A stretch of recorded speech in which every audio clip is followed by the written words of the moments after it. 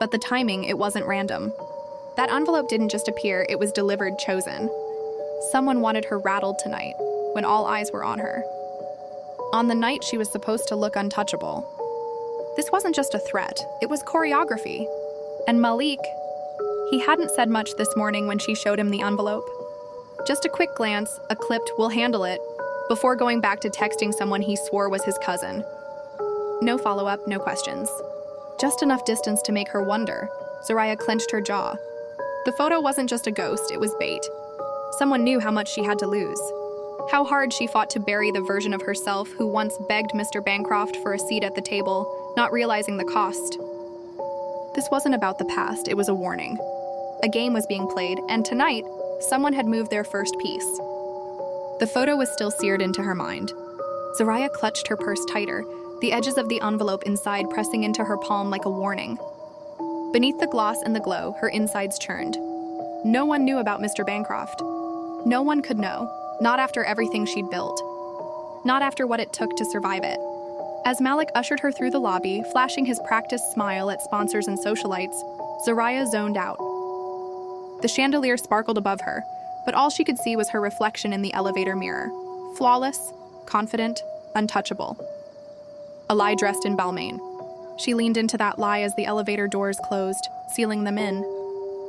But her mind had already slipped back in time, past the penthouse views, past the luxury skincare labs and the contracts with billion-dollar brands, back to the blocks of Bed-Stuy, Brooklyn, where the only glow she knew came from the streetlights flickering over cracked pavement. Back to where it all began. Zariah Cole was raised on the third floor of a 6-story walk-up off Marcus Garvey Boulevard. The building had no elevator, the heat clanked in the winter, and the halls always smelled like someone was cooking collard greens or burning incense. Her mother, Stephanie, was the only constant in her life. A woman with sharp eyes, pressed hair, and a mouth that took no mess from anybody. Stephanie didn't sugarcoat the world for Zariah. She didn't have time to. Life had never made room for softness. She ran a tiny beauty booth inside a rundown shop on Fulton Street, where she did lashes, brows, and hair out of a folding chair with a cracked mirror. It wasn't glamorous, but she had hands that healed. Women came broken and left believing they could run empires. Zariah grew up sweeping hair off linoleum floors, mixing bleach in the back, watching her mother paint power onto women's faces. That's where she learned beauty wasn't just about looks, it was survival, armor. A way to control how the world saw you, even when it didn't want to see you at all. She learned to hustle early, first selling lip glosses from the corner store, then reselling drugstore skincare with handwritten labels and big dreams. She filmed her first makeup tutorial in a busted bathroom mirror, holding her cracked phone steady with a stack of old books. No ring lights, no sponsors, just ambition. Glow Savage didn't come from privilege.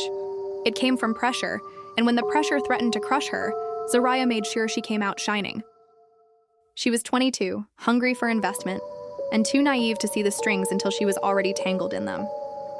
He promised funding, global connections, and the launch pad she needed. But what he wanted in return wasn't business. Zariah played the game just long enough to get what she needed, then cut him loose, made sure no one would ever find out what really happened in that hotel suite. She thought she buried it with the version of herself she swore she'd never be again. But secrets have a way of rising. The elevator dinged. Malik reached for her hand. She let him hold it. The ballroom doors opened and a roar of applause swept through the space. Flashing lights, curated influencers, the sound of her brand name being chanted like a prayer. She stepped onto the black carpet beneath the custom Glow Savage backdrop and smiled like nothing was broken. But inside her clutch, the envelope pulsed like a heartbeat. Because no matter how pretty she looked under these lights, she bled power. And someone wanted to watch her bleed.